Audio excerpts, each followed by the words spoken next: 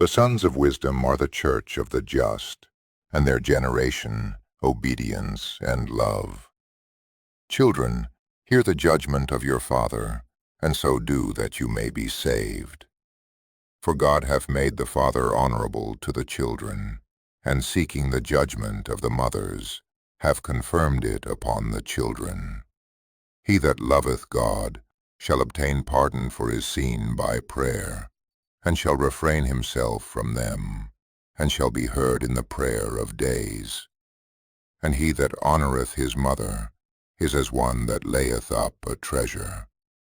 He that honoureth his father shall have joy in his own children, and in the day of his prayer he shall be heard. He that honoureth his father shall enjoy a long life, and he that obeyeth the father shall be a comfort to his mother. He that feareth the Lord honoureth his parents, and will serve them as his masters that brought him into the world. Honour thy father in work and word, and all patience, that a blessing may come upon thee from him, and his blessing may remain in the latter end. The father's blessing establisheth the houses of the children, but the mother's curse rooteth up the foundation. Glory not in the dishonour of thy father, for his shame is no glory to thee. For the glory of a man is from the honour of his father, and a father without honour is the disgrace of the son. Son, support the old age of thy father, and grieve him not in his life. And if his understanding fail, have patience with him, and despise him not when thou art in thy strength. For the relieving of the father shall not be forgotten.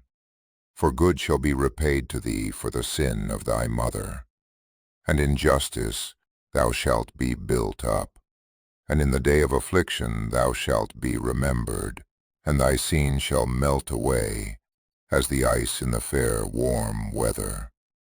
Of what an evil fame is he that forsaketh his father, and he is cursed of God that angereth his mother.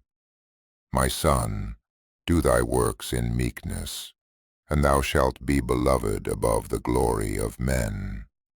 The greater thou art, the more humble thyself in all things, and thou shalt find grace before God. For great is the power of God alone, and he is honoured by the humble.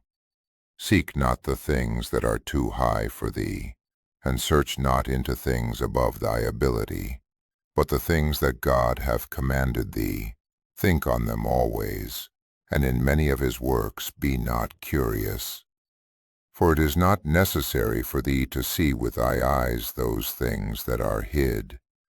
In unnecessary matters be not over curious, and in many of his works thou shalt not be inquisitive. For many things are shewn to thee above the understanding of men, and the suspicion of them hath deceived many, and hath detained their minds in vanity. A hard heart shall fear evil at the last, and he that loveth danger shall perish in it. A heart that goeth two ways shall not have success, and the perverse of heart shall be scandalized therein. A wicked heart shall be laden with sorrows, and the sinner will add sin to sin. The congregation of the proud shall not be healed, for the plant of wickedness shall take root in them, and it shall not be perceived. The heart of the wise is understood in wisdom, and a good ear will hear wisdom with all desire.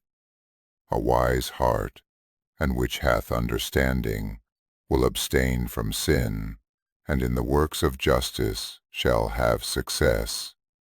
Water quencheth a flaming fire, and alms resisteth sins. And God provideth for him that sheweth favour.